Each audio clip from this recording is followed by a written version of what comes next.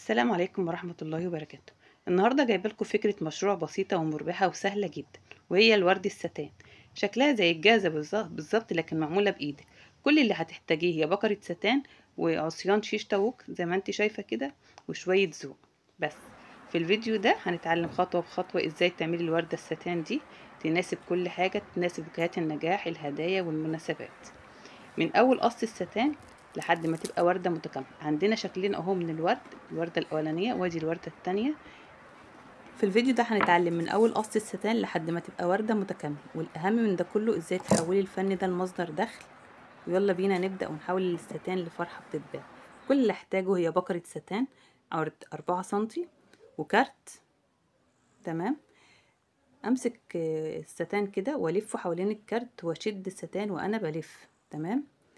عدد اللفات دي بترجع بقى ايه، عادي لفي زي ما انت عايزه، إيه على حسب قصك انت. تمام. يعني في الاول ما تلفيش كتير لحد ما تتمكني من قص ال الستان، وبعد كده براحتك تحبي تلفي اكتر من كده مفيش مشكله. تمام. اهم حاجه وانا بلف الستان على الكارت اشد الستان جامد. تمام. ما خلوهوش مهوي، اشده عشان يبقى مظبوط معايا، يبقى كل ال- الورقه بتاعت الورده تكون ايه، مظبوطه معايا كلها مقاس واحد. قصيت بقى كده الستان. ماشي. ارجع اعدي المقص كده ما بين الستان والكارت، واقص بالطريقه دي. ليه؟ عشان انا كده بعمل الورق بتاع الورده او البتلات. تمام. اقص كده من ناحيتين زي ما انتوا شفتوا. اهم حاجه ان يكون المقص معايا إيه يعني حامي، القص بسرعه يعني. تمام. قصينا اهو. بس كده انا مش محتاجه الكارت تاني. قصيت الورقه اهو، او البتلات. اجيب الولاعه وامشيها على سن الستانه كده علشان ما تكرش مني الخيط، يعني ما يكرش. امشيها كده على الماشي كده زي ما انتوا شايفين. اعمل الورق كله بنفس الطريقه. خلاص. عدد الورق ده بقى ببدأ من اول ايه، ببدأ من اول 15 ورقه ده، ورقه لحد ما انا عايزه. ممكن اعمل الورده عباره عن 16 ورقه او 20 ورقه من دول، او 20 بتله من دول. تمام. انا هنا الورده بتاعتي دي هعملها 18 بتله. تمام. اجيب بقى الستان كده وبالشمع، مسدس الشمع، احط نقطه من الناحيه دي ونقطه من الناحيه دي، واتني طرف الستان بس مش لاخر الستان، اسيب حته كده في الاخر زي ما انتوا شايفين. خدتوا بالكم اهو. اتنيها من الطرف ده ومن الطرف ده، وارجع اضيف برضو نقطه من الشمع هنا ونقطه من هنا، واقوم جايه تانية الستان بالطريقه دي. احفظي بس معايا الخطوات واحده واحده، وهتلاقي ايدك ايه، خدت على الشغل يعني. ودي اول بتلة للوردة بتاعتنا. بنفس الطريقة هعمل ال18 او ال20 بتلة اللي انا قصيتها اهو. بصوا لازم اسيب حتة كده في الاخر، نقطة شمع من الناحية دي ونقطة شمع من الناحية دي من على طرف الستان، واقوم جاية ايه ملزقة كده بالطريقة دي، اتنيها بالطريقة دي. بعد كده ارجع اضيف نقطة شمع هنا ونقطة الناحية التانية، واتني الستان تاني بالطريقة دي.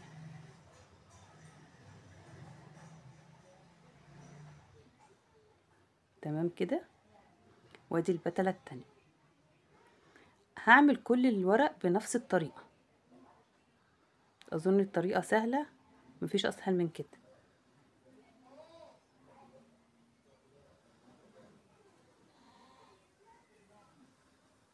اهو. عايزه اقولك ان شغل الهاند ميد مش مجرد شغل هاند ميد بس، لا، انت ممكن شغل الهاند ميد ده بيكون شغل الناس بتفكر وبتبدأ وبتكسب، بتقدر ازاي تكسب من موهبتها. يعني شغل الهاند ميد ده مش انك تفكري تشتغلي هاند ميد بس وخلاص، لا. المهم انا كده ايه، خلصت كل البتلات عندي بنفس الطريقه. هجيب بقى عصايه الشيش طاووق. تمام. العصايه، واقوم جايه ضايفه شمع بالطريقه دي في طرف الورقة، والف الورقة كده معايا. بصوا شايفين انا بلف ازاي اهو، واضيف شمعة نقطة شمع كده في الاخر عشان الزق الايه الوردة. ماشي.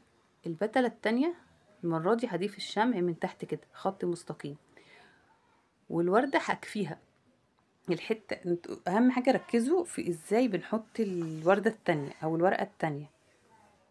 بص عند اضيف الشمع كده في الجزء ده، والوردة عندي اهي الجزء اللي انا قفلت عنده اضيف عنده الورقة.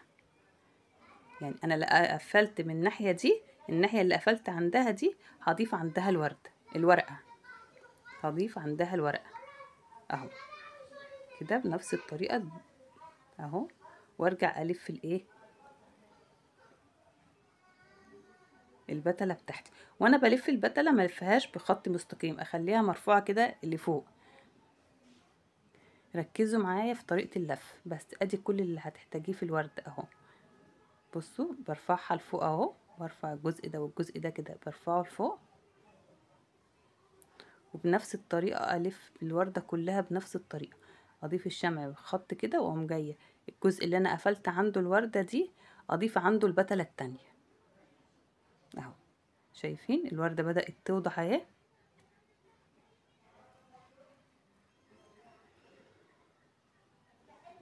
بنفس الطريقة هضيف شمع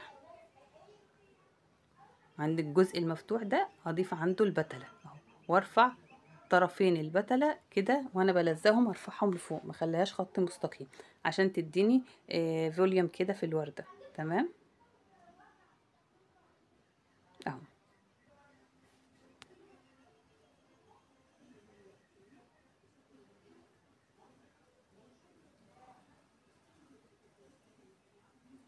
تمام كده.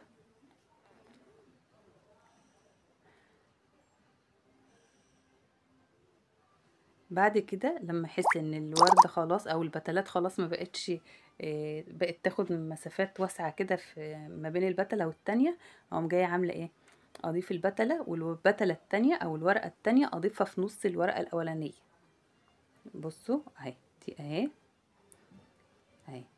بص اهي في نص الوردة التانية او في نص الورقة التانية، واقوم جاية ضايفة ايه الورقة الجديدة دي، هنعتبرها ورقة، هنقول عليها ورقة، هي المفروض اسمها بتلة. تمام اهو. في نص الورقة القديم الجديدة اقوم جاية ضايفة ايه الورقة التانية. بنفس الطريقة بنفس الطريقة هكمل الوردة كلها للاخر لحد ما اخلص عدد البتلات بتاعتي. اهم حاجة ان وانا بعمل البوكيه اخلي الورد بتاع البوكيه كله نفس عدد البتلات. لو بدأت وردة ب15 بتلة اخلي مثلا البوكيه كله 15 بتلة. ب20 يبقى البوكيه كله بنفس عدد البتلات عشان ما تبقاش وردة كبيرة ووردة صغيرة. تمام كده اهو. طبعا البوكيه دلوقتي ينفع بقى للنجاح، لخطوبة، لمناسبة، لعيد ميلاد، حاجات كتيرة. واحنا داخلين بقى على نتائج بقى الثانوية العامة والحاجات ربنا يوفقهم يا رب. تمام كده اهو.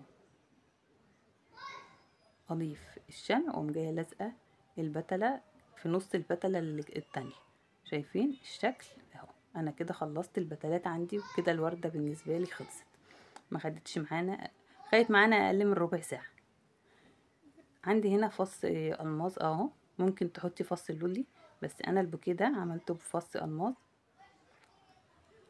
هضيفه كده بنقطه شمع وبس، وبكده الورده خلصت معايا اهو. ودي طريقة وردة تانية هعلمها لكم في فيديو جديد بإذن الله. أتمنى الفيديو يعجبكم، ويا ريت لو عجبكم واستفدتوا منه ما تنسوش اللايك والشير، ودعوة حلوة منكم كده في الفيديو لو استفدت منه، واشكركم على المتابعة. السلام عليكم ورحمة الله وبركاته.